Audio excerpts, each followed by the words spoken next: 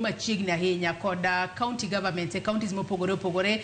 Jawinjo mamor kata janeno amoro oseyo MCAs ni MCAs ema seche moko ok owinji kata ok understand tijgi e yo makare. Bende MCAs ong'eyo tijgi e yo makare mowinjo bed ni gitimo mar neno ni counties osudo mbele e yo makare. Kachiel kod weche mag mibadhi ma bende iwinjo kanyo ka Chris Owala oseyi ka entiere county ma Kisumu kocha.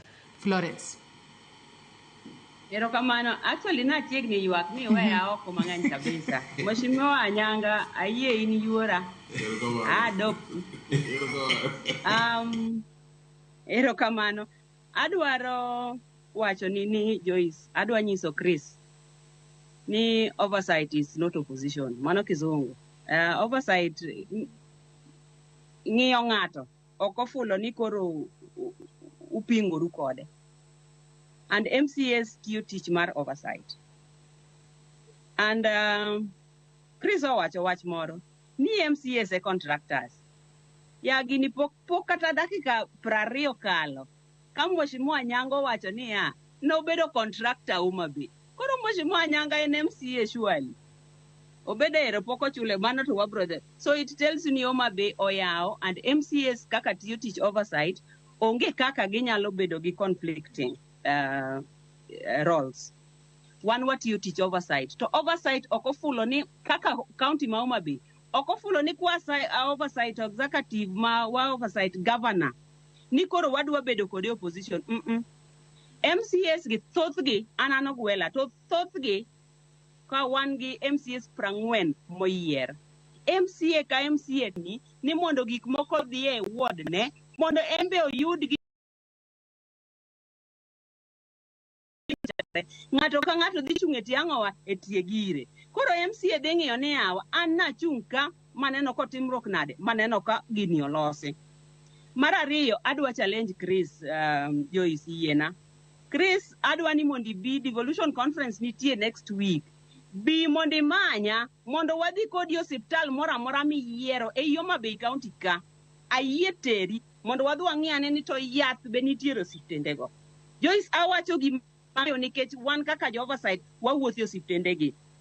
Governor Gladys osetemo kendo osiptendegi nigi yedhe. Mano gima dwa nyisi makata ibi Joyce kata yor mana ng'ati sani wadhi go Miniambo mabuta kani.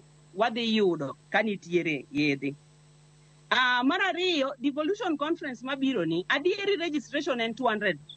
To mana jok madhi bedo gi booths. Oyawe ne Homabay. Puonjruok biro mopogore opogore. Japiny ok chul kata nduru, waweuru oro information marach. Japiny ok chul kata nduru mondo dhi ong'iane ni to dongruok mage man kanyo.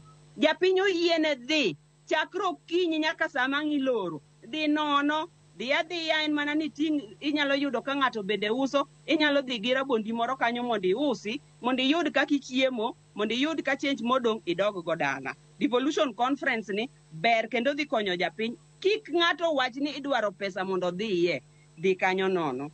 Mar ariyo nitie gik miwacho ni governors bedo creative. An gimoro nitie momora e conversation ni. Sana mawuok kuom Mheshimiwa Anyanga.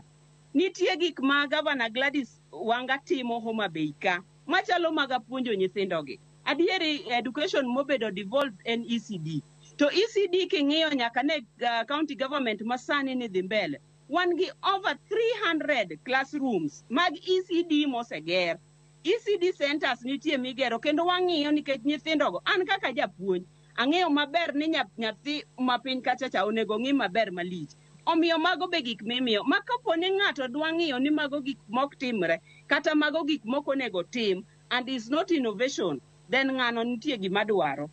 An akanyo to ok ayiego. Machielo, ibro yudo ni tije ma jogi timo. Tich nitie kaka tiyore kendo itemo. Wan gi challenges. Pok wayudo. Wan gi clusters. Sani devolution mowacho ni ne japiny. Gini dhi nyaka piny ei clusters. Ward ka ward nigi clusters gi. Cluster ka cluster nigi jotendgi. Ma jopiny, mok jotich sirikal. Mang'iyo ni to gigi timo nang'o. Adwaro challenge osiepa ma yuora ase adopti sani koro in yuora officially. Ni adwa challenge ni agriculture. Ok wanyal weyo agriculture at all. wadwa ng'iyo ni to ere yore manyien ma modern wanyalo timo go purgi mondo Homa Bay. Florence, agoyo mos ni thuolo marwe marumo kinyi makawuono. Wachni mogik achiel kod geno ma jopiny nyalo bedo godo mano motelo ne romo mano ma Devolution Conference mabire county ma Homa Bay juma manyien. Florence, mana mapiyo piyo kwa tieko thuolo marwe marumo wabedo